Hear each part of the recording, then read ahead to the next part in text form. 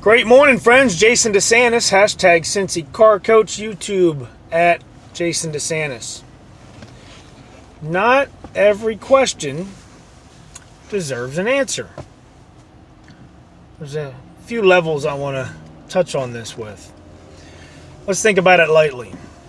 What does that mean, right? I think it's our nature to instinctively try to answer a question when it's presented. As a matter of fact, that's a neat trick that you can do with yourself in terms of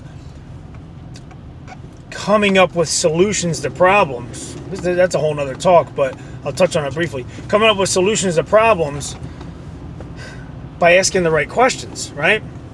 Did you ever have something that you wanted to accomplish, you had no idea how the heck it was going to get done, and just the thought of ever figuring it out just overwhelmed you?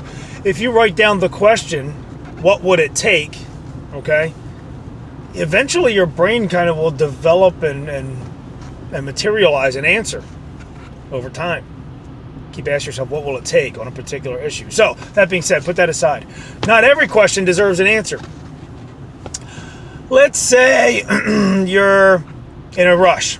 You're late for work, and you had to run into the store real quick for something. So you ever been in that situation? You park your car, you jump out, you might not even turn it off. You run into the store, you grab whatever it is you want, you rush up to the counter, you throw your money down, and you run out, back to your car.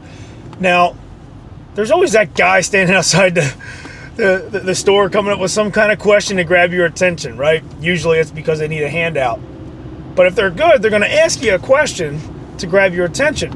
But in that situation, you're not trying to be rude, you just don't have time to engage. So, it's very common to just ignore the person, jump in your car, take off. That question didn't necessarily deserve an answer, right? Now, think about it at the next level. What about relationally with people that are important to you? You know, there are some questions we ask each other that are doomed to generate a dispute, oftentimes an unnecessary dispute. They're doomed to create unfortunate conflict. And it gets blown out of proportion, all because a simple question was answered when it didn't necessarily need one. Did you ever do that?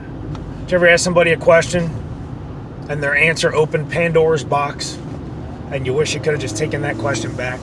Well, that being said, think about that when people ask you questions.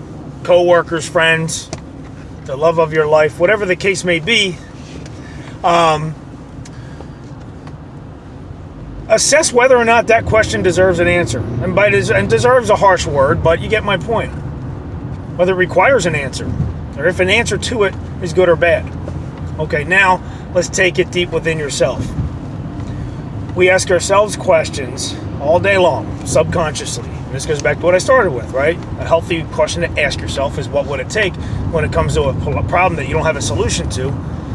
Because you will materialize an answer over time. But unfortunately, it works both ways. You ask yourself the wrong question, and you consciously or subconsciously answer it, it's going to generate unfortunate emotional response from yourself to yourself. You don't want that, right? That's not the whole point of what we're trying to do. We're trying to feel better, be more productive, and be more at peace with our lives and who we are. So, if you hear yourself asking a bad question, it doesn't deserve an answer, right? Jason, why'd you do that? Come on, Jason, why can't you ever, right? Those kind of questions. Forget them. Change the subject. Look up at the sky. Man, it's a beautiful day today. So what am I going to do today to accomplish my goals? Literally, brainwash yourself out of the answers to these questions. Does that make sense? I hope it does, because I'd like for you to benefit from it. Anyhow, make it a great day.